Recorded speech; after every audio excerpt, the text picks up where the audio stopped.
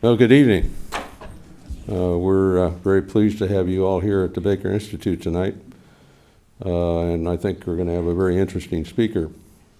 About 2 years ago, we celebrated the 100th anniversary of powered aircraft flight. It was on the 17th of December 1903. The Wright brothers flew their aircraft a total distance of 120 feet and for 12 seconds. And that was quite an achievement in those days, and probably really initiated the modern era, even though probably at that time not many people thought that. But there were visionaries, I think, that saw the potential of the aircraft. And yes, there were doubters as well. And I think one of the eminent astronomers of the day, William Pickering from Harvard University, scoffed that the public greatly exaggerates the possibilities of the airplane. Imagining in another generation they could fly to London in one day. And he said that was manifestly impossible.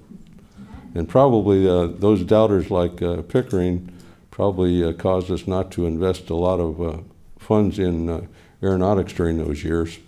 And so we didn't really make the advancements after the Wright brothers airplane as much as it was in Europe, because inventors and entrepreneurs in Europe invested quite a bit in improving the design of the airplane. And so by the time World War I came along, the airplane had really come into its own as a commercial and military technology.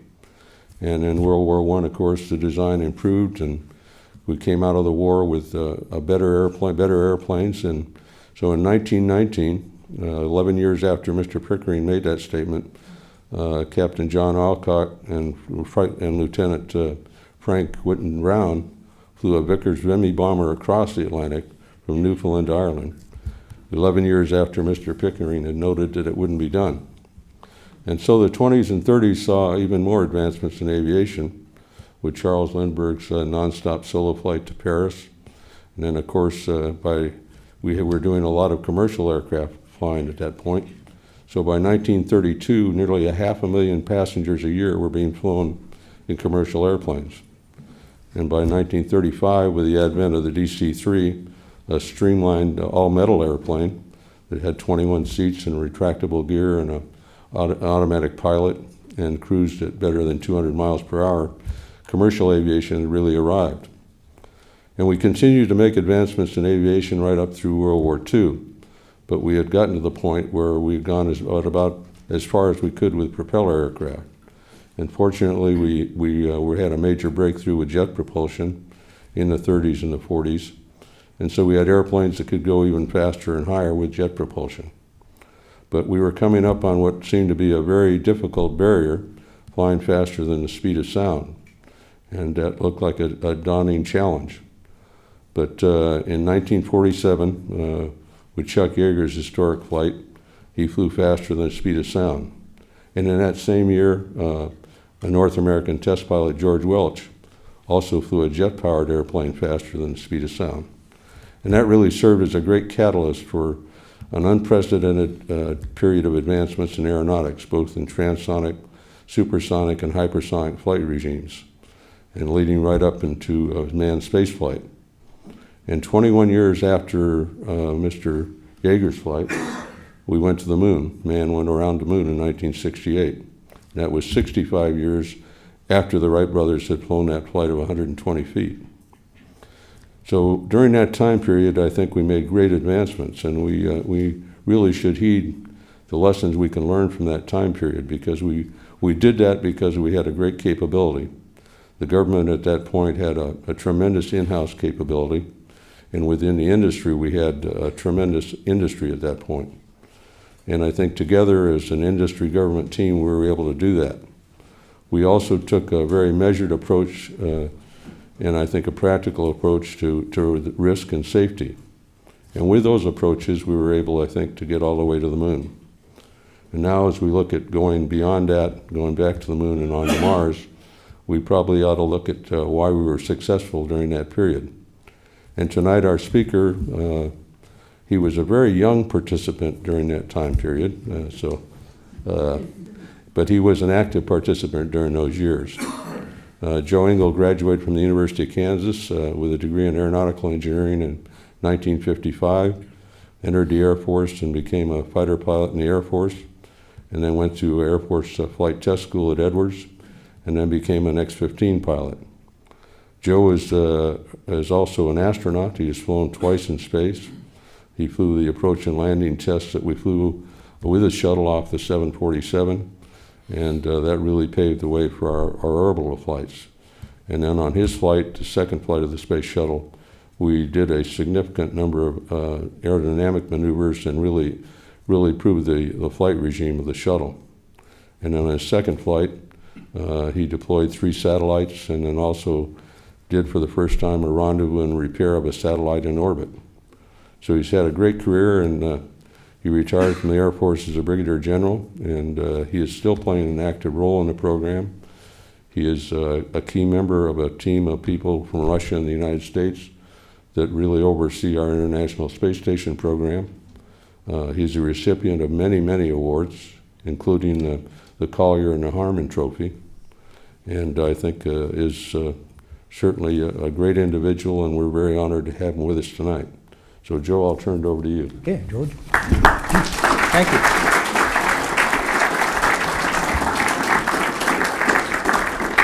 Thank you all very much. George, thank you for that very kind and gentle introduction.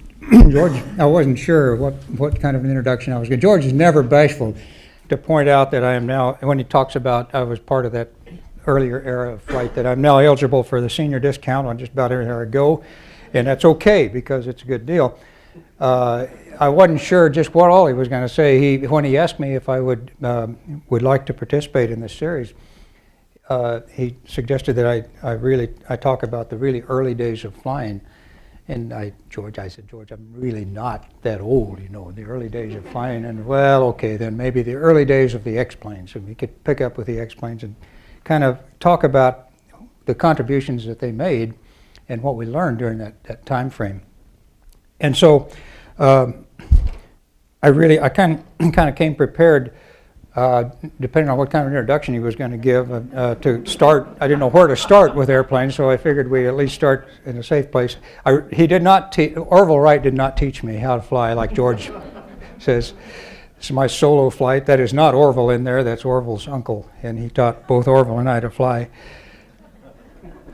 I'd like to, this is what I'd like to do tonight. This is an outline so you'll kind of know what my plan is. I'm going to go through this outline. I've got a very short film, not very short, but a rather short film, and I think a very good one that you'll enjoy on the X-15.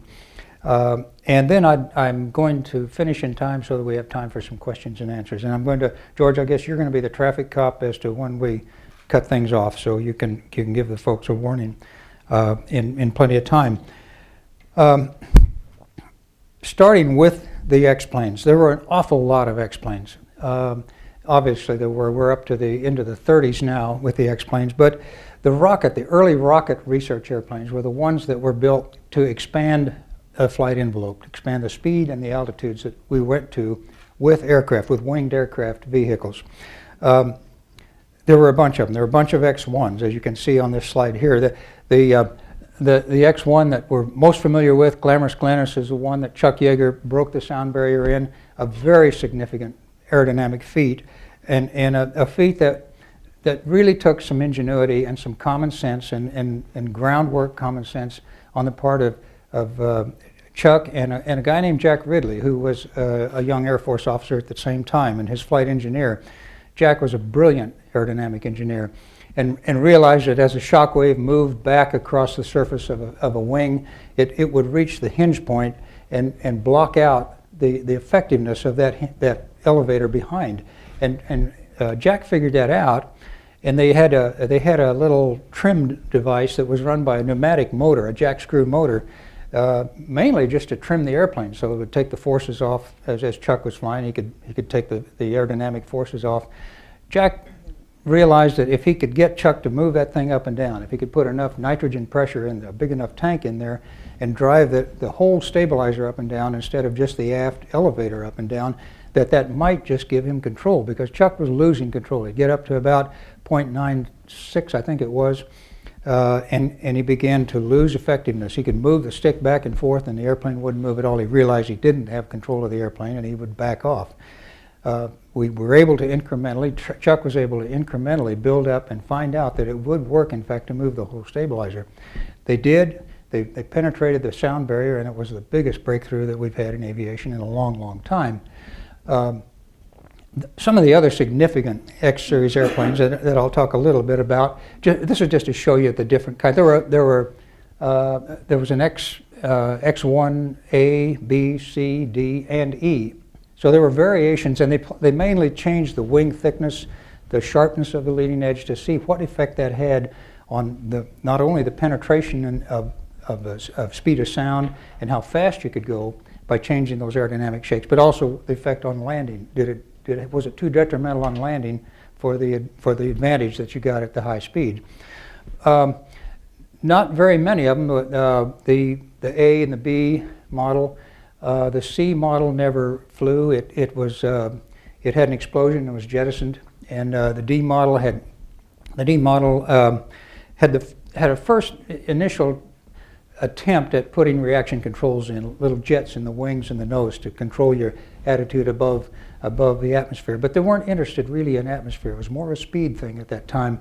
So all of these airplanes, all of the early X-series airplanes, were really designed to go faster. Altitude was not a real driver. The X-15 then, of course, kind of two variations of the X-15.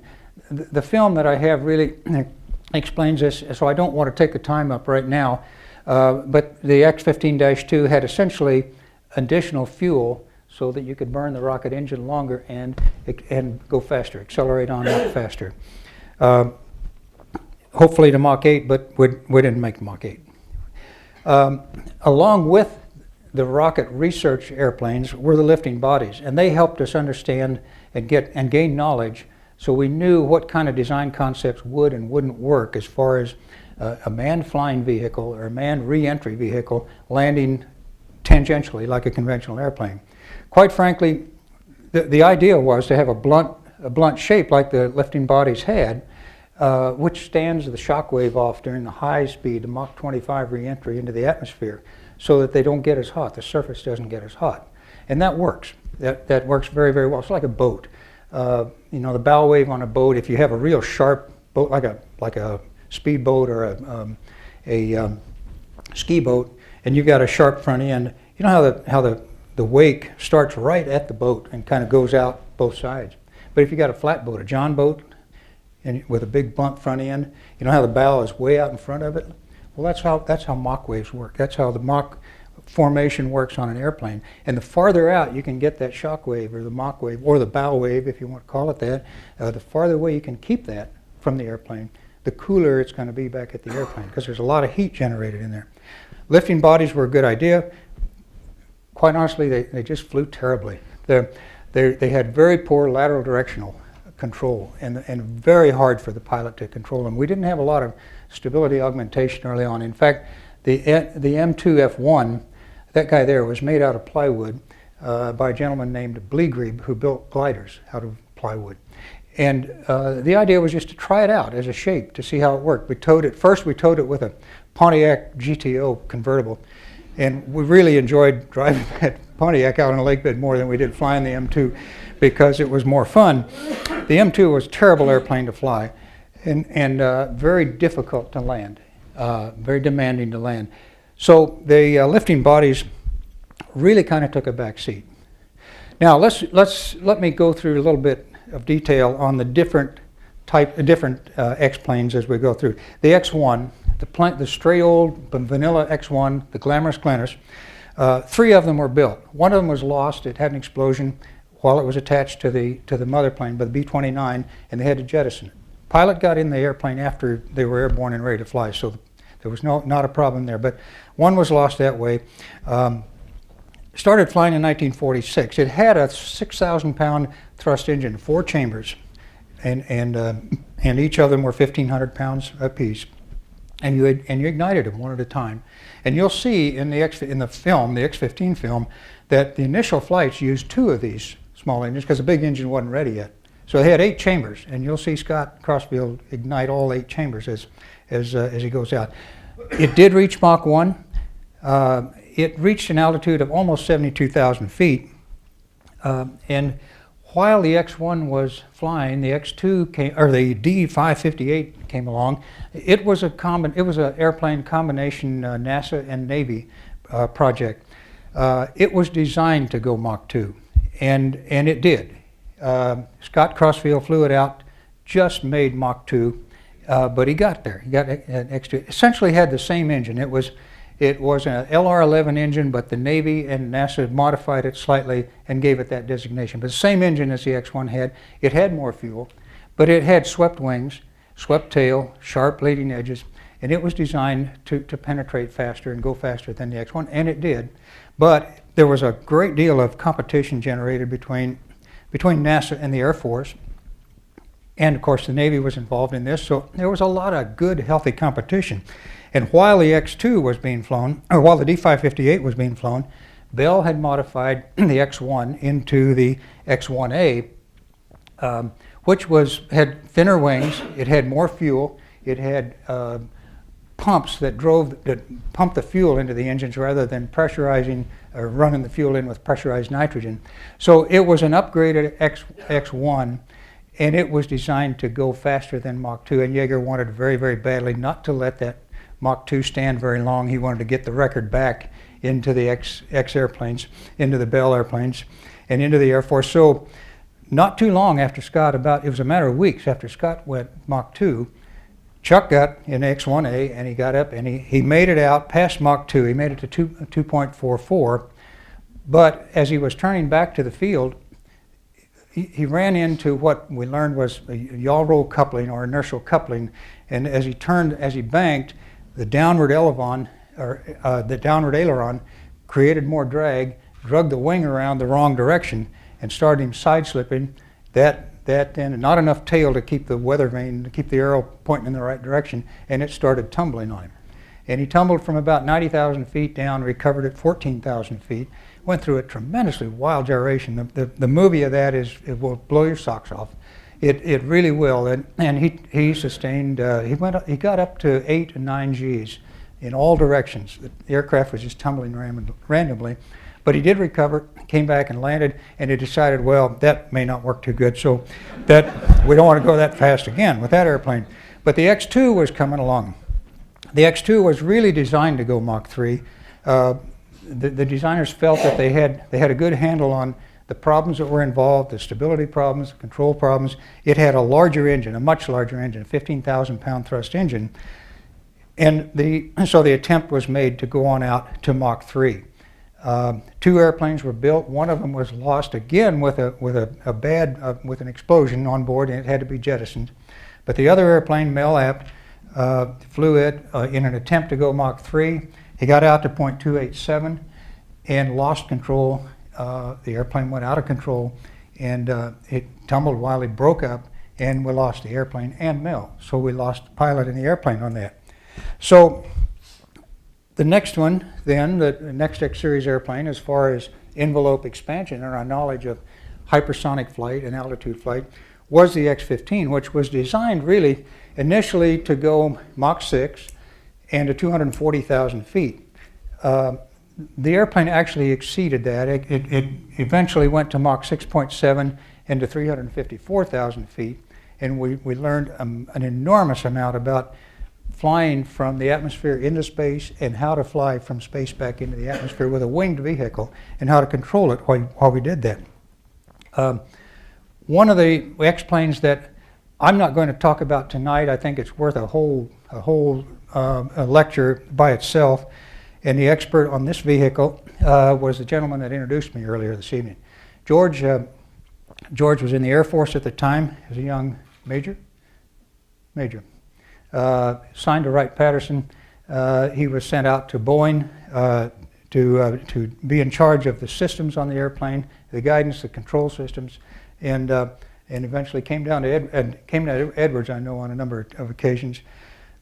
This vehicle was going to sit on top of a modified Titan rocket and actually go into orbit and fly back in.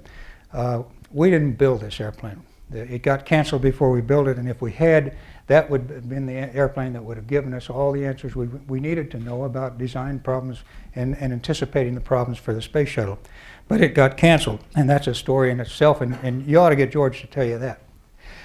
A little perspective on when all these things happened. If you notice, there's the X-1, there's Chuck's basic X-1. The D-558 was ready to fly just about the time that they were ready to terminate on the X-1, but the X-1A, which is right here, was coming along just about the time D-558 was there. X-2 was being designed at the same time. It didn't fly till on out in here sometime. So when Scott broke Mach 2, Chuck, very early in the X-1A program, took it up, got the speed record back, and then Scott tried the Mach 3 attempt here. X-15 started shortly thereafter. Some of the other X-planes there's the X-20, the Dyna-Soar that I mentioned. And then the space shuttle, of course, started flying about this time frame here. I think to take a look at the performance envelopes, the speed and altitude, Mach number across the bottom here, and I'm sorry I didn't get these things on. That's Mach 1, Mach 2, 3, 4, 5, and 6. The X-1 successfully flew an envelope out to Mach 1 and up to about 70,000 feet. The D-558 to Mach 2, and in the higher 80s, 80-some thousand feet. I forget now, I've got it back there. X-1A, Mach 2.44 and almost 90,000 feet. And the X-2, Mach 2, almost Mach 3 and about 126,000 feet. The only thing was, these two didn't work. So we had successfully flown X-1, D-558, had attempted to fly to Mach 2.5 and to Mach 3, but couldn't do it successfully, hadn't quite figured out all the problems yet.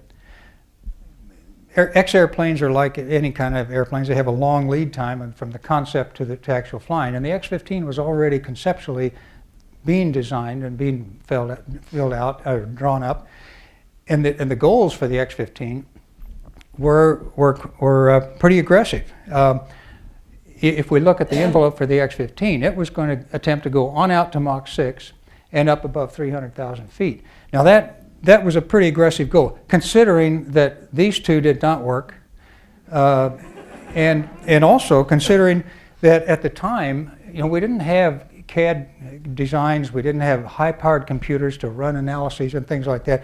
Seriously, people at that time were using things like slide rule. How many of you used slide rule in college? Oh, boy, that's great. A lot more than I would have figured. Of course, there are a lot more of us elderly people here tonight than I figured too.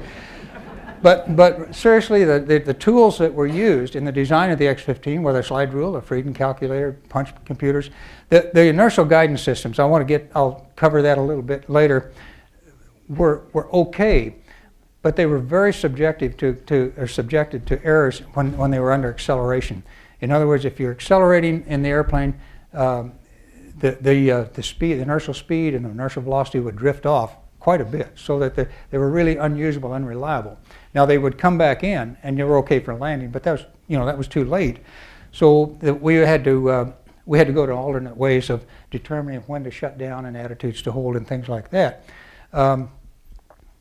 Ironbird simulator, that we had that as well. Here's what the cockpit looked like on the X-15. Kind of conventional at first glance, but there was a couple of primary differences. You see the center stick here, just like in a regular fighter, and a whole bunch of dials and gauges up here to confuse you as you're flying along. Over on the side, though, right down behind here, it was another control handle for attitude control, and it was a little hand controller that lived on the side. Now, it was connected mechanically. This guy was connected to the stick, so when you moved one of them, the other one would move as well. And the thought being was, the idea was that under acceleration, you would build up to 4 Gs as you were accelerating out, and then when you shut down at very high speeds and very high dynamic pressures on the airplane, you didn't want to make any kind of abrupt maneuver on the airplane at all. You wanted to keep it just as silky smooth as you could while you were flying it. And the feeling was that if you had a hold of that center stick and you went from 4 Gs, where everything weighs 4 times as much, and you went to 0 G, just like that, you would get an unwanted input into the stick. And, and in fact, that was very much prone to happen. The side-arm controller rotated about your wrist. And so you'd lock your arm on the side, and you could fly the airplane very nicely from the sidearm controller. They felt, though, that guys would still want to go back to the center stick for landing, and we really got so comfortable that we never used the center stick. We just kept flying it with the sidearm controller here. Now, when we got going up into the higher altitudes, up into space with the airplane, you would very quickly get to a point where the aerodynamic surfaces had no effect. You get above the atmosphere, there's no air bouncing off, no air molecules bouncing off the surfaces, so they don't do you any good, and you have to go to reaction controls, like Walt used in the Apollo. And the feeling was that, well, okay, we'll give you guys reaction controls for those high altitude flights. You fly it with aerodynamic surfaces up to a certain altitude, and you get above that altitude, then you reach over here and you grab this handle over here. And that was a reaction control handle, pretty much like in Apollo. You lift up and down, and then if you lift it up, the little jets on the nose would fire down and bring the nose up, and left and right, and you twist it. It worked just like, it was a very simple thing. On the back side of this guy, back in here, there was a little ball with a bunch of holes in it. And has anybody ever torn apart one of these Delta faucets, you know, that you move it up and down, you twist it, and you get hot water, cold water, more or less, and stuff like that? It's the same as that. On the back side of that thing, there's a little ball back there with a whole bunch of little holes that lead to hot water and cold water, and then up to the shower head. Well, this led to hydrogen peroxide, which was under pressure. And if you lift it up and down or left or right, you opened up certain ports, and those lines would go out to these little jets. So it was a very simple thing to do. The only thing was that with the pressure suit on, they figured you'd fly to 140,000 feet, shut down the engine, and coast up into space, and then as you come back down, fly reaction controls up over the top and back down to 140, and then at 140,000 feet, let go of that and go back to the aerodynamic surfaces. And it didn't really work that good because it's a gradual blend from one condition into the other. The atmosphere doesn't just stop at 140. It kind of gets less and less pressure as you go up. And so we found that going over the top, we still have a hold of this guy for security, you know. I mean, you just want to hold on to anything you can while you're up there. And with a suit partially inflated, we get a little bit of roll in. It would pull us in a little bit. So the elevons would be turned a little bit.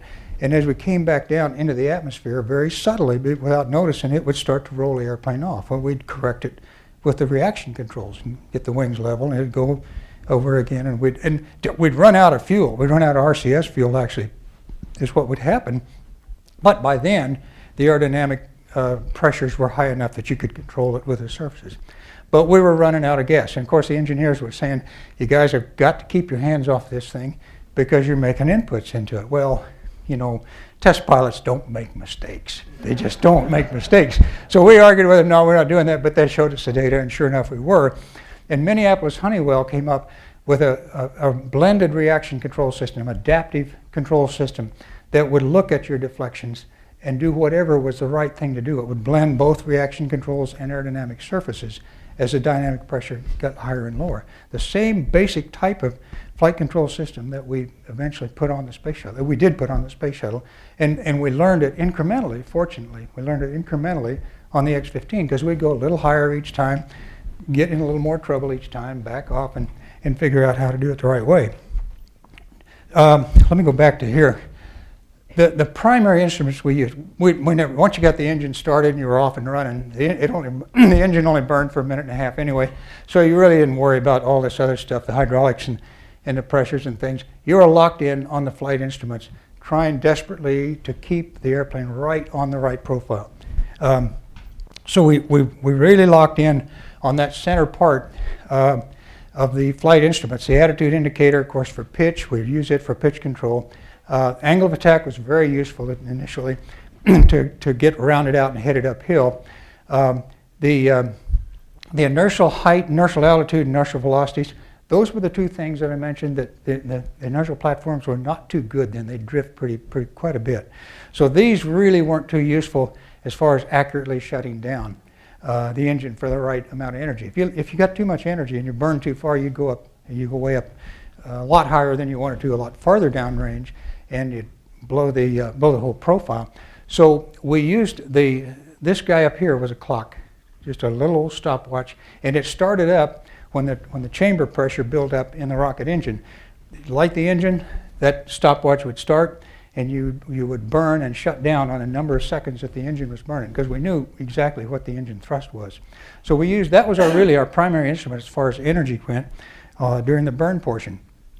And on an altitude flight, the energy, or the profile looked something like this. We'd launch, you had to nail the heading as you rounded out and started to pull up, because once you started up, you determined where it was the line of flight that you were going to make. You couldn't change that once you got up into the rare atmosphere. In this part of the flight at all, you were just coasting. You were just along for the ride. And as a matter of fact, the airplane didn't care when you were up there, just like a spacecraft.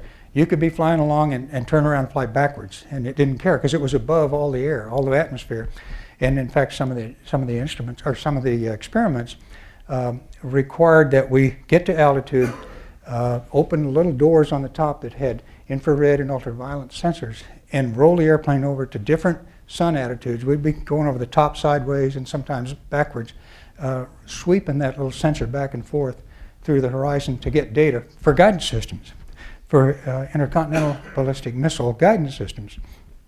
And I mentioned the sensitivity to some of the deviations. If you're 1 degree off on climb angle, that made a difference of 7,500 feet, 7,500 feet in altitude.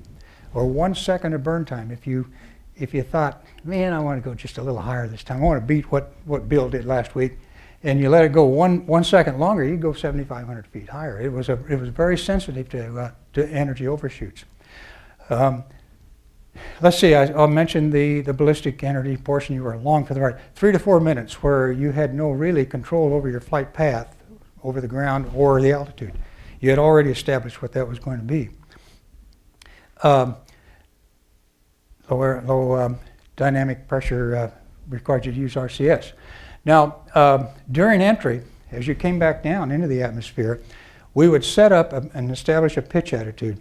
And the pitch attitude we picked was 10 degrees nose low, below the horizon.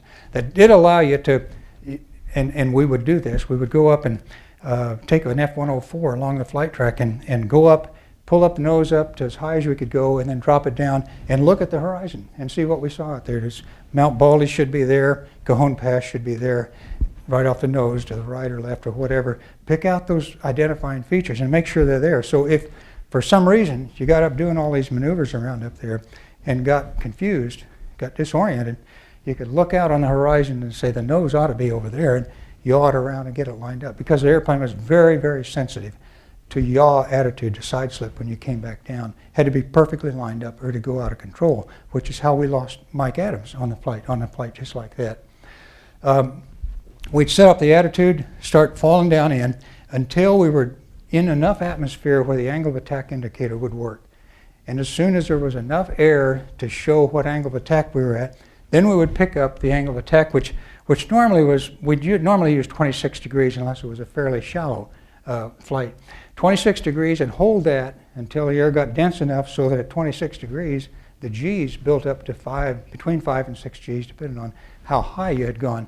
And then get off the angle of attack, go to the G meter, fly the G meter down until you picked up a sink rate, and you wanted to keep it coming down. So when you got up to about 1,500 feet per second sink rate, you then dump the nose over and keep that sink rate going, so you kept going down into the dense air so you could get rid of that energy, put speed brakes out, and slow up so that you could then set up the pattern over the field.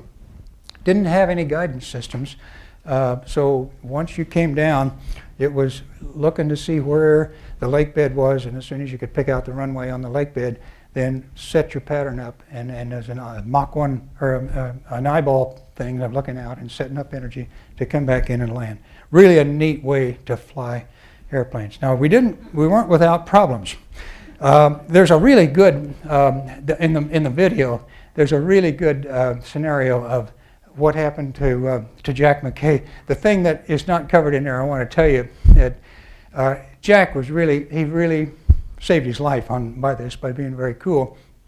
The airplane touched down heavy and fast, one of the landing gear collapsed, and it started to roll over. Now, we didn't have very much oxygen on board. We only had about 20 minutes worth of oxygen, enough for a small area in the face mask. And you'll see it, I'll point that out in the film. When you look at the helmets, you'll see the seal around the face. Everything else was nitrogen in order to keep the fire hazard down. There's a lot of really bad propellants on board. And so to keep the fire probability down, the cockpit was filled with nitrogen and the suit was filled with nitrogen. So the only oxygen you had was around your face, and there wasn't an awful lot of that. As the airplane started to roll over, Jack blew the canopy off, but didn't blow the seat out. If he'd have blown his seat, he would have skeeted and killed himself going into the lake bed. But he blew the canopy off because he sensed that it was going to roll over. And it rolled over and ended up upside down. If the canopy had been on the airplane, he would have run out of oxygen. He wouldn't have been able to breathe or died before they could have gotten a big crane up there to lift the airplane back over. Because this happened at a long ways away from Edwards. I was on one of the emergency lake beds. But he just opened his mask and he was upside down, laying on the ground. He crushed a few vertebrae, but he was able to live, and he flew again. And so that I want to point that out before the movie comes so you could see that. We learned an awful lot about heating and localized heating. The airplane was made out of steel, Inconel X steel. Again in the movie, I want you to notice, there's nothing said about it, but a model of the X-15 in an arc jet tunnel simulating the heating and Mach conditions at Mach 6. You'll see a very brief run on it. It's made out of aluminum. That was one of the first models that they made. And it's made out of aluminum, and pay attention to what happens to that aluminum. Figured that aluminum ain't going to work. Going to have to make it out of something besides that. So Inconel X steel was used, about a 1/4 inch thick for the skin on the outside, and the structure was Inconel X. But still, on the leading edges, there was some localized heating, would heat and buckle and crimp the skin on the leading edges of the wing. The airplane, when it got hot, when you go Mach 6, the temperature would increase. And as you all know what happens to metal, when you heat it up, it expands, just like bridges do, you know. And you know on the bridges where those expansion joints that go back and forth, I know you've seen those things in the wintertime, you know, they're wide open. In the summertime, everything expands and is shoved together. The X-15 was the same way. It had expansion joints on the side of the skin that were actually gaps of 1/4 inch in the skin on the side that went around. But when you flew it and heated up, the airplane would stretch 3.5 inches, and those gaps would close up. And also, you know, used to be, we'd see this kind of thing on the windshields of cars in the back windows. You remember when the back windows used to shatter every now and then and glaze like that? Well, that would happen on heating flights too. Occasionally, there'd be so much pressure on the metal around the sides that it would just crack and glaze the windows. Eventually had to make them kind of rounded, but the sharp edges there did. If we had 2 little windows on each side, and you could see out either one to land, and they were close enough you could see pretty good. They're not very big, but if one of them glazed up, you know, you had the other one to look out of. And I just wished, can't imagine how badly I wished that I could get a flight where both of those things would glaze up, because the deal was, if both of them glazed up, in order to land, you had to blow the canopy off. And so there you are in an open cockpit airplane, you know, with a scar flying out and landing, and it never did happen. And, Bob Rushworth had all of these last 3 events happen to him. The airplane, I mentioned the airplane. Well, the airplane had a very simple system. Everything on the airplane was very basic and fundamental. The landing gear, in order to deploy it, it didn't have electronics, it didn't have electric micro switch and hydraulics and everything. You pulled a cable, and the cable went over a pulley system down and up to the nose gear and down and back to the main skids on the back, right there. And when you pulled on it, it just released a hook, and the hook let the gear drop, and the gear would drop, and aerodynamic flow would lock it down.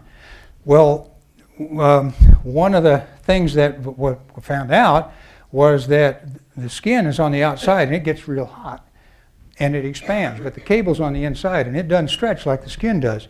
So the cable stayed the same and the airplane stretched, and it pulled the hook out and it dropped the gear. We dropped a nose gear one time, main gear on one flight, and a scoop on one flight. And it happened to be Bob Rushworth on all 3 flights.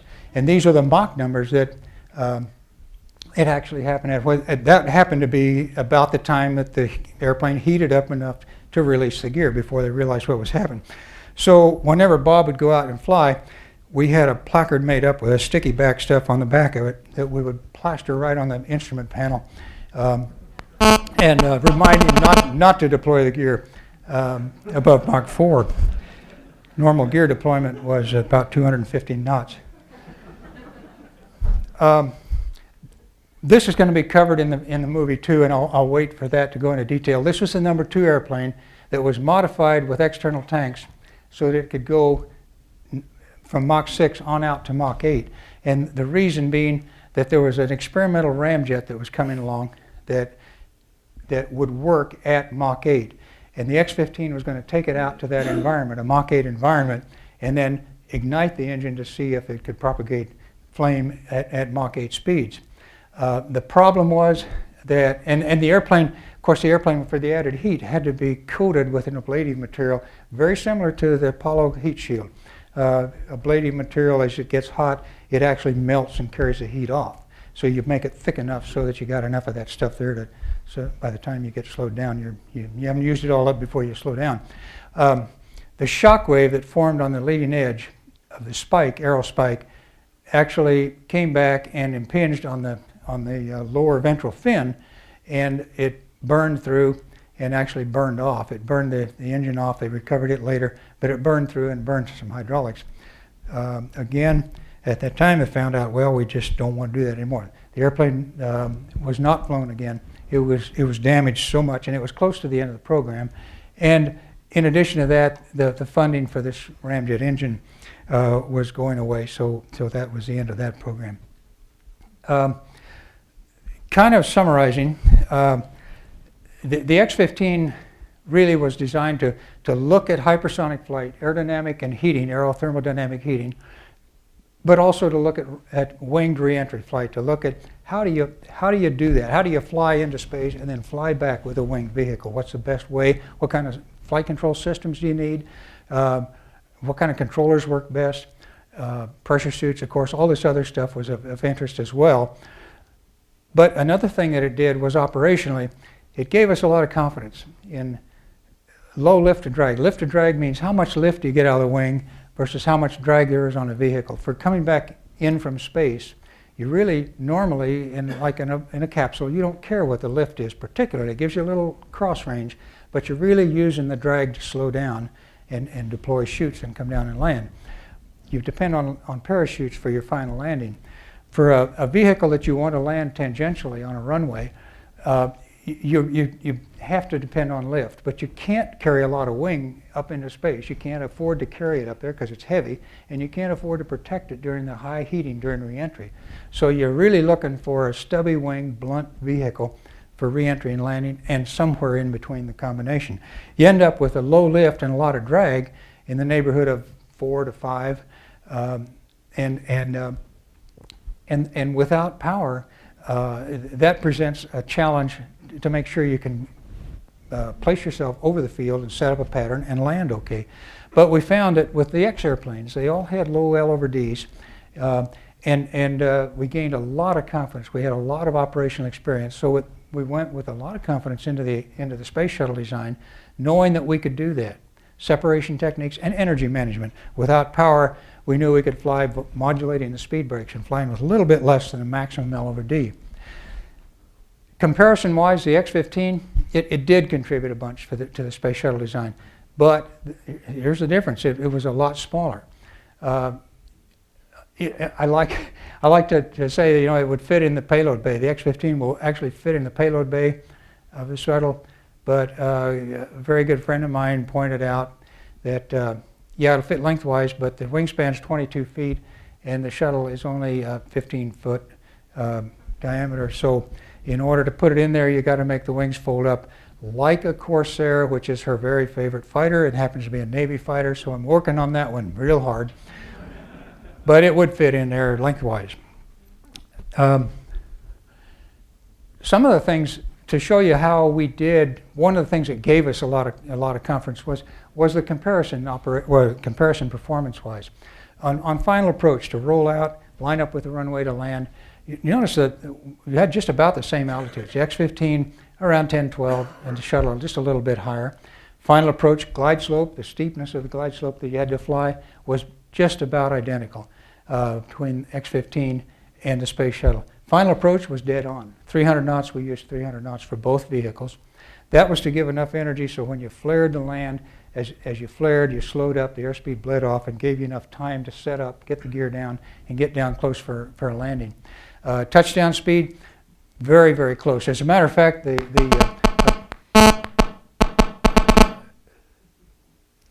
approach, the approach and landing, I was trying to think of something funny to say, but I couldn't think of anything about that. I was going to say, excuse me. In the lightweight shuttle that we flew off the 747, we actually did land at about that same speed. Some of the things that were not quite the same, though, we used, of course, on the X-15, we used B-52 as our first stage launch vehicle. It would take us up to 45,000 feet, and we'd launch from there. Shuttle uses the solid rocket boosters. Thermal protection, we used heat sink. I talked about the Inconel X steel. The space shuttle uses insulation tile. Maximum speeds, don't compare. Altitudes, don't compare.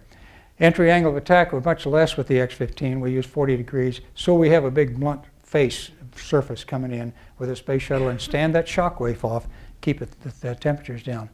And then maximum Gs, that's the only place where we won with the X-15.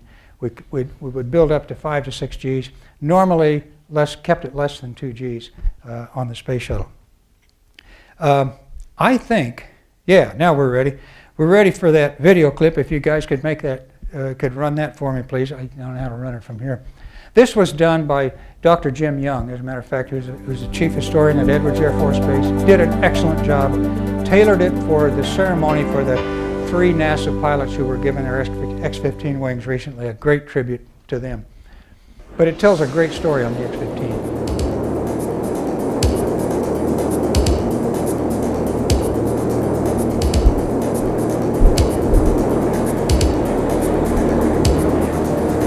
There's the 8 chamber. Got 8 of them going. Roger. Heading uphill at 33,000 feet. Roger. Looks good across the board. I'm on number 1 and climbing for 35. Roger. Direction looks good, Scotty. Right on, you look real good. Okay, fine. One up on 50. Level.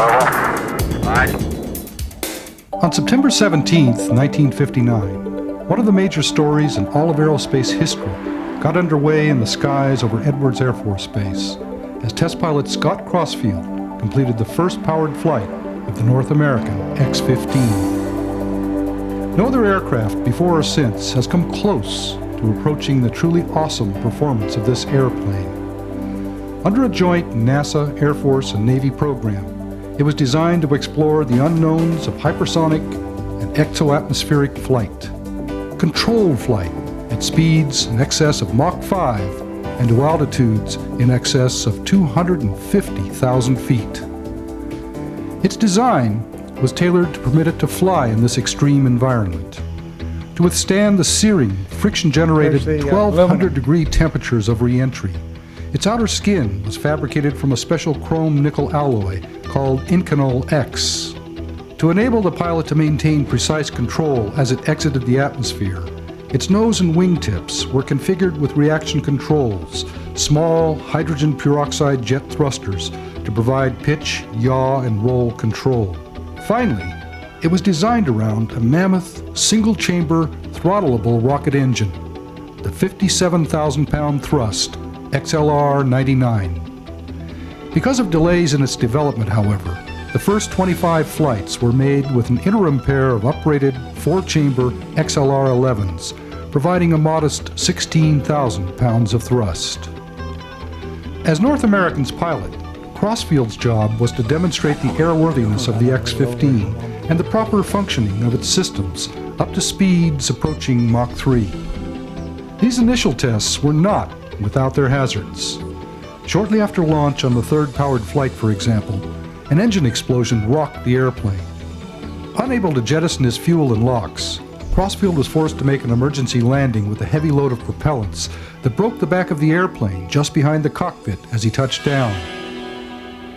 He was uninjured, and the number 2 X-15 was repaired and restored to flight status.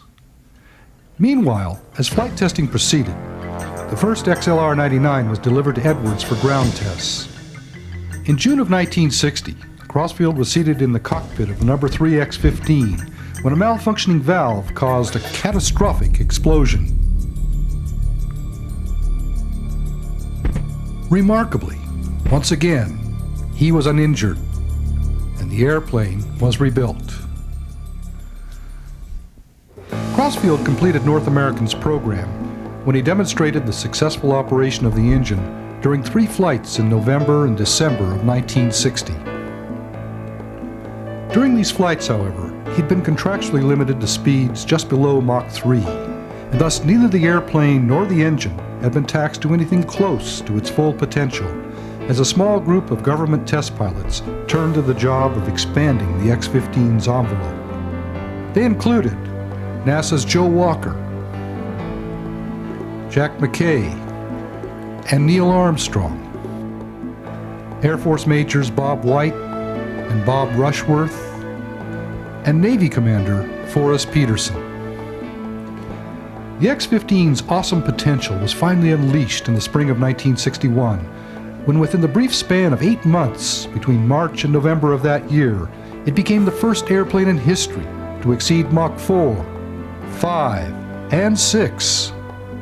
The man who made those flights, Major Bob White, was also the first to fly it in space, as he climbed above 314,000 feet the following year. And in August of 1963, NASA's Joe Walker took it all the way up to its peak altitude, 354,000 feet, more than 67 miles above the Earth's surface, a record which, to this day, still stands for a winged aircraft. But the program was concerned with much more than dazzling ultra-performance records. Throughout this early phase, the X-15's pilots collected mountains of critical research data on hypersonic stability and control, heating rates, and flight loads, while demonstrating that they could fly a winged vehicle out of the atmosphere, transition from conventional aerodynamic to reaction controls, and then return, and by means of energy management techniques, glide down to precision landings. As the program moved into the mid-60s, its focus shifted toward using the airplanes as test beds for more generic research on hypersonic phenomena, and to carry a wide variety of space science experiments into the near-space environment. By that time, a new group of pilots was coming on board, including the Air Force's Captain Joe Engle, and Majors Pete Knight and Mike Adams, as well as NASA's Bill Dana and Milt Thompson. Each of their missions typically lasted only about 10 minutes, but the mental and physical demands imposed on them during that brief span were truly prodigious. On a typical altitude mission, for example, as the pilot lit the engine, he was slammed back into his seat by an instantaneous 2G acceleration. Pulling into a climb, within mere seconds, he was passing through Mach 3. While being subjected to ever-increasing G-forces during the climb, he had to maintain extraordinarily precise control. Each additional degree of climb angle beyond the planned profile, for example, could produce an increase of 7,500 feet in altitude. Engine burnout occurred 82 seconds after ignition, as he was passing through 150,000 feet at Mach 5. Almost instantaneously, the 4G loads pressing him against his seat plummeted to zero, an experience prompting Milt Thompson to quip that the X-15 was the only airplane he ever flew, where he was glad when the engine quit. In sharp contrast to the tremendous forces which only moments before had pressed so heavily against him, he experienced the freedom of zero gravity as he coasted over the top of his flight path at 280,000 feet. About 3 minutes after exiting the atmosphere, he re-entered it at Mach 5 and started his pull-out at about 150,000 feet. Once again, he had to maintain incredibly precise control of the airplane as the G-forces built up to more than 5 Gs before he came level at 80,000 feet and began to set up his approach into Edwards about 60 miles distant. Now his focus was on energy management. Technique and skill were critical here, for if he dissipated his speed and altitude too rapidly, he'd fall short of the base. Too slowly, and he'd overshoot it. As he neared Edwards, he banked into a 360-degree spiral approach to the lake bed, where the X-15 touched down at about 230 miles per hour.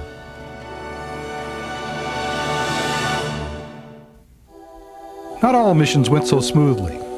In November of 1962, Jack McKay lost power shortly after launch in the No. 2 aircraft and was forced to attempt a high-speed emergency landing at nearly 300 miles per hour on Mud Lake in Nevada. At touchdown, the left landing skid collapsed and the craft tumbled violently across the lake bed. Though seriously injured, McKay recovered to fly again, and while the twisted mass of the airplane appeared to be a total loss, it was rebuilt as the X-15A2. Configured with a pair of jettisonable external propellant tanks that would nearly double the engine's burn time and thereby enable it to reach for higher speeds, it was also covered with a thermal protection coating to enable it to withstand the 2,000-degree temperatures predicted at those speeds. On October 3, 1967, Major Pete Knight launched from the B-52, lit his engine, and began to climb, consuming its propellants at a rate of 12,000 pounds per minute. The big engine drained the external tanks in just 67 seconds. And accelerating upward through 70,000 feet at Mach 2, Knight felt a sharp bump as they were jettisoned. Coming level at about 100,000 feet, he flew a perfect profile to a speed of Mach 6.7, 4,520 miles per hour. Flying at a speed more than twice that of a .50 caliber bullet, he was unaware of the ordeal endured by his craft. The thermal protection coating had failed as temperatures exceeded 3,000 degrees, and a dummy ramjet attached to the ventral tail had literally burned off, leaving a hole through which torch-like air was channeled into the X-15's tail section, where it burned out pressurization lines and electrical wiring that prevented him from jettisoning his propellants and lowering his landing flaps. By dint of exceptional piloting skill, he managed to bring the stricken airplane in for a safe landing. Charred by its wild ride through a hypersonic inferno, the X-15A2 would never fly again. And Pete Knight's record still remains the highest speed at which any man has ever flown in an airplane. When Bill Dana climbed out of the cockpit for the final time in October of 1968, it marked the end of a truly remarkable era in flight research. During 199 flights over a nearly 10-year span, the three X-15s had completely redefined the envelope as they mapped out the frontiers of hypersonic flight. 12 pilots had flown the X-15.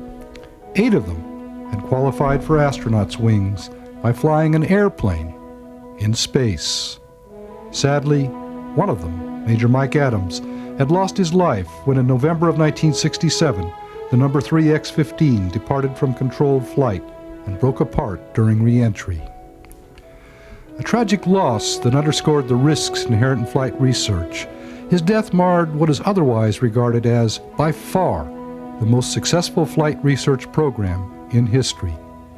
Not only did it make major contributions to the more celebrated Mercury, Gemini, and Apollo programs, the knowledge gained from it made it possible for designers to proceed with the development of a true orbiting spaceship. When the space shuttles touched down on Rogers Dry Lake at Edwards more than a decade later, they were the direct beneficiaries of a small rocket plane that first bridged the gap between air and space.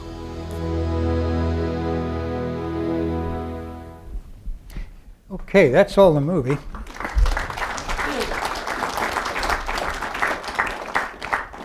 Now, I know I'm running a little bit late, and if anyone needs to get going home and do your homework for school or anything, please feel free to come up. But I would like now to invite you all to ask some questions, and we'll let Mr. Abbey be the traffic cop as to when we shut down. Yes, sir. Thanks. First off, General Engle, thanks for a great presentation. I have two questions. Number one, why was the X-15 the only one of the X-plane to use landing skids? And could you go over again the velocity versus altitude profile? Because it sounded like maximum velocity was in the climb and then in the descent, correct? Yes, that's correct, yes. Right. Well, the maximum velocity in an altitude flight occurred while you're climbing out, and then the maximum velocity occurred during descent. The actual total maximum velocity, in other words, you get up to maybe Mach 5-ish on altitude flights. But if you really wanted to investigate the maximum speeds for shock, for heating, for aerodynamic reasons, you would launch, push over, and level off at about 110,000 feet and accelerate out at that altitude. So you didn't use the energy to gain altitude, you used it to gain velocity. So that, in those performance envelopes, that all didn't happen on one flight. The velocity, maximum velocities happened in the 110 to 120,000 foot range. And the maximum altitudes occurred at lower speeds. Let me get back there to those. Maybe those things. These are not really accurate, but the idea being that for the altitude flights, that shows around a little over Mach 4, almost 4.5, which is probably about right. But for the speed flights, they were down at around 120,000 feet. And the skids? And the skids. Good question, because the X-15, they figured it was going to get so hot you couldn't keep rubber tires back there in the back end. Up in the nose section, it was cooled with liquid nitrogen, so you had to have some wheels up there. The skids always planned to land on the lake bed, so skids work really well. Steel skids work good on that clay lake bed out at Edwards, and they could be tucked up under the side of the fuselage very simply, just pulled forward and tucked up against the side. And then when you release them, they fall down, and the airstream would pull them down into a locked position. You didn't have to carry rubber tires. You didn't have to worry about blowing out tires in that way. And so it was a very simple landing system. You couldn't have landed it on a runway. Although the X-20 did have wire brushes and had planned to land on a runway, and was capable of landing on a runway. But for the X-15, we just landed, very simple landing system to slide onto the runway. Now the nose wheel, that was to give less drag up there so that it would be direction stable. You want a lot of drag in the back end, so it keeps the front end heading down, keeps the pointy end going forward as you're going down the runway. Down the lake bed, for steering, you actually could steer it a little bit. The nose wheel was not steerable. It didn't have any hydraulics up there for steering, but it was a cast-ring nose wheel.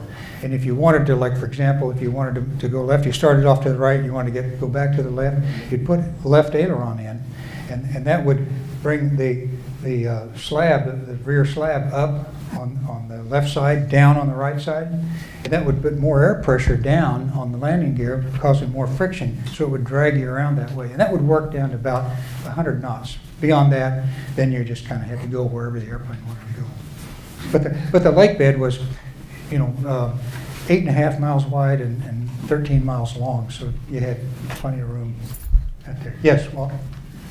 Joe, you're the only man that's flown both the X-15 and the Space Shuttle.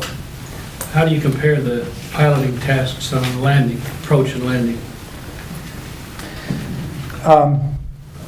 The Space Shuttle has a lot more visual aids to lower the task, the landing task, visual aids, and flight control system tasks. The space shuttle has a flight control system that is adaptive and keeps the airplane flying the same no matter what airspeed you're flying.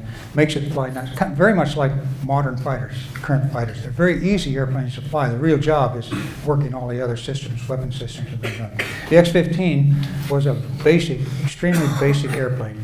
And for that reason, it was more of a challenge, more of a task, but from a pilot standpoint, it was so much more rewarding to fly the X-15 because you just had cables and things like that, cables and hooks, and still a pretty impressive profile. Let me get your question. Yes, sir. When you got in the upper ranges of your atmosphere, 70,000 feet and above, what instrumentation did you have to tell you what Mach number you were at? Because your Mach sensor is air pressure.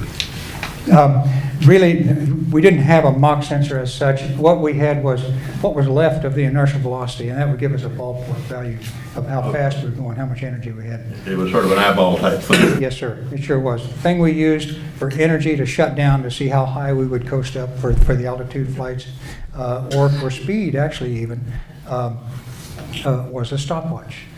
You knew that if the engine burned for 83 seconds at full throttle, you were going to be going so fast if you flew the profile correctly at the right angle. We would check the engines out. There were 3 airplanes and nine engines actually, because the engines had an ablative coating on the throat, and after 5 or 6 flights, no, after 2 or 3 flights, after 3 or 4 flights, I guess it was, they had to be sent back to thiocol and resprayed again. And of course, that would change the shape and the size of the nozzle. So we'd take them out on that test stand and hook it up and bolt it down and run it up to full throttle, measure the thrust, and the engineers would take that engine's thrust and determine how many seconds we needed to let the engine burn on a certain profile. It was great. It was really fun. Except, I'll tell you, going out on that thrust, every time you get in that test stand and run the throttle up and come back, and you're supposed to shut it down and then restart it again, and that's where it blew up on Scotty. So every time you'd hit the reset button and come back on the throttle, you'd pucker a little bit. Yes. Yeah. Do you feel that as a society we'll ever get beyond the sentiments of some people that we should spend the money here on Earth rather than in space? And along similar lines of that, where do you see our space program being 100 years from now? Oh man, I have trouble figuring out where we're going to be 5 years from now, and I really don't even know how to answer that 100 years from now thing. I wish I were around to find out. As for society and how we're thinking, that was the first part of the question? Yes. Gosh, I don't know. I think there will always be people, and there should always be people who feel very strongly about different areas of where the budget ought to go and where the money ought to go, and that's healthy. That's very healthy. That makes sure that where it does go is probably kind of in the right direction. I don't think we ought to spend it all on research, but research is our investment into the future. So, I guess the best thing to do is to look at some of the larger corporations and see what percentage of their budget goes into research, and maybe take a lesson from that, maybe. Yes, sir, and I'll get to you just a second. Here to comment on Spaceship One. Oh, you betcha. Yeah, man, I was impressed. I'll tell you, I had met Bert when I was flying the X-15. Bert was just graduating from, he had an AIAA, he was organizing an AIAA convention at San something college down there on the West Coast in California, and I had been asked to go over there, and he kind of led me around and hosted me around, and I didn't know who he was. And a few years later, then of course he started up his scale composites, and we've kind of kept in contact with each other, and I was fascinated with what he did. I think, and Bert in his own words said that he didn't have the problems of we flew about the same altitude, about the same profile as far as altitude. The only thing was we went up at about a 45-degree angle, and he went essentially straight up and straight down. He did not have the velocity or the heating problems that were involved with the X-15, and Spaceship One wasn't designed to investigate Mach 6 aerodynamic, thermodynamics, aerothermal problems and things like that. It was designed for one thing, to go straight up and down, but it was beautifully designed for that. Very clever concept of the weathercock weather vane to come back in, the foolproof way to maintain control coming back in. No, we've in fact, when Bert donated the airplane to the Smithsonian, oh gosh, what was it, about a month and a half ago, something like that. I happened to be up there. Yeager was doing his annual talk at the Smithsonian the night before, and so I was fortunate enough to be there and got a chance to talk with Bert some more then. I enjoy him. He's a tremendous guy, brilliant guy, very brilliant guy. I didn't mean to take that long to answer that question. You had a question. Simple question. What did it feel like to experience so many Gs? Did you feel like you were going to black out or red out, or what are they physical? What's that feel like? The 5 Gs, 5 to 6 Gs. No, not really, because they didn't last that long. And 5 to 6 Gs, if you learn how to do the maneuver where you squeeze and tense your muscles to keep the blood from draining down, you can counteract a lot of the effects of pulling Gs like that. And we did have a G suit on underneath as well. So 5 to 6 Gs for that short a period of time really was not any problem at all. I mean, it was demanding, but it was not incapacitating. Somebody, yes. How reusable was the X-15? Did you basically land it and refuel it and go, or is it a lot more like the shuttle that required months of reconditioning and refurbishment in between flights? It was not quite like an airplane of refueling it and going, but they liked to have at least a week between flights on each airplane. 1 week we flew, two airplanes 1 week, and two flights 1 week and 2 flights the next week. Just because they happened to have those kinds of requirements to fly it at that time. Sometimes it would be, there were 4 of us flying at any one time, and we would daisy chain so that everybody kept proficient, and we flew at least once every other week. So it was pretty much of a turnaround thing, but not quite like an airplane coming in, gassing up, and going right out again. Yes, you had a question. Yeah, the young guy in striped shirt. You said, I remember earlier, that after a certain amount of time, you always shut down the engine, right? That's correct. And my question is, what would happen if you just didn't shut down the engine? Well, yeah, what happened if we didn't shut down the engine? You know, there was always on your altitude flights, there was always that temptation just to let it go to burnout and set an altitude record that nobody else had yet. But I think we all felt very I think we felt like we should be and were very disciplined test pilots in that we tried to fly as close to the profile that the engineers had set up, because they had data that they wanted to get back for certain conditions. And if you could fly the airplane in those conditions as good as you could, then you'd get the best data back for them. And then they'd take that data and determine if you could go higher on the next flight or faster on the next flight. So we did shut down, but I must say that there probably was not more than 1 or 2, and sometimes maybe as many as 4 or 5 seconds of fuel left when you did shut down. The profiles were designed to just about go to the maximum most of the time. By the time I got in the program, we did. Yes, sir. Thank you for your presentation, and thank you for serving our nation. I'm not certain that we fully appreciate you, because I noticed that you got your wings in 1958 and you were at the flight test school in 24 months in 1960. In 5 years you were riding an extraordinary rocket-powered airplane, 60 months. Can you describe a little bit about how all that evolved? Because you must have had some intriguing experiences that even allowed you to be in the cut that went to the flight test school. Well, everybody that was there felt extremely lucky to have the opportunities, and nobody could figure out how in the world, what am I doing here? How in the world did I make this? I had the same feeling when I was selected to come down here as an astronaut. I couldn't figure out, man, what am I doing in this crowd of guys? Because they were really brilliant guys, really smart guys. And I think we all felt that same way when we were flying at Edwards. We felt very fortunate to have gotten accepted into test pilot school, and then if you got out of there and were lucky enough to stay at Edwards and fly fighters and fly these kinds of things at Edwards, you had to feel like, man, they just closed their eyes and drew a name out of a hat, because there's no reason why I should have had that opportunity. But once given the opportunity, I think there wasn't a single one of us who didn't feel like we owed it to everybody else. to do the very best job that we could, to mess up just as little as possible and cover it up as fast as we could if we did. Yes, sir. You described how the X-15 was into space and you had oriented to get some guidance system information. Could you tell us a little bit more about what you were doing and what kind of data you were taking for that guidance system? You know, the only things that they would tell us on that was a classified thing, and they tried to keep us, they tried to keep that compartmented and separated as much as possible. But we did know that the infrared and ultraviolet signatures, as a sensor went through the horizon, the signature would change as it went through the horizon.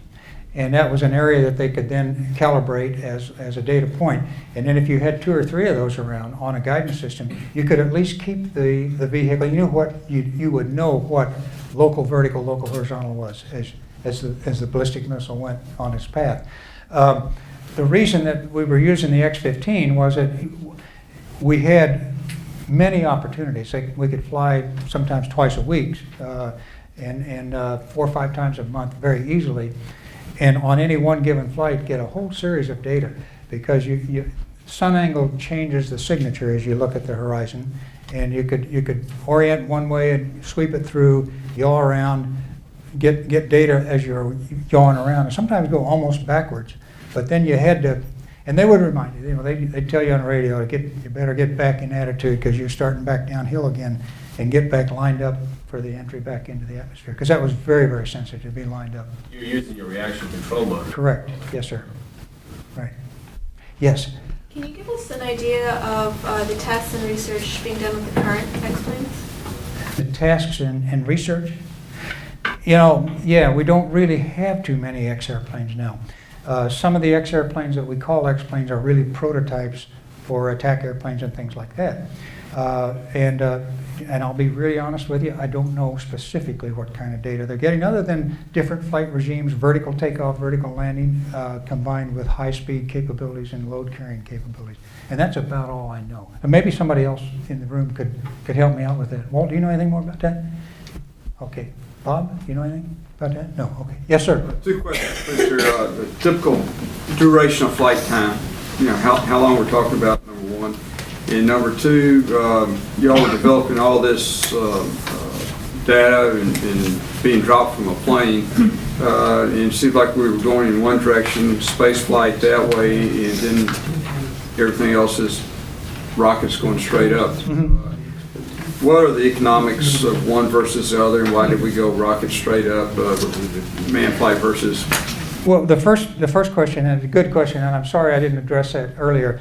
The typical flights in the X-15 would last about 10 minutes for a speed flight, level off, push out, and let it go at a high speed at 110, 120,000 feet. You had a lot of dynamic pressure. As soon as the engine shut down, you slowed down very rapidly. Those flights from launch to pattern and landing were about 10 minutes. The altitude flights would last maybe 12 and a half minutes, because when the engine burned out, then you were coasting, just like tossing the ball up in the air. You had to wait for it to come back down. And it took a long time. It took 3 or 4 minutes for that to happen. So the altitude flights took longer. As far as launching from an aircraft versus launching vertically, both concepts are really kind of being considered and used right now. Pegasus, for example, launches from a Lockheed L-1011. They don't go into orbit, but they do use that as their first stage. And there are some advantages depending on the vehicle and depending on the profile that you want to use.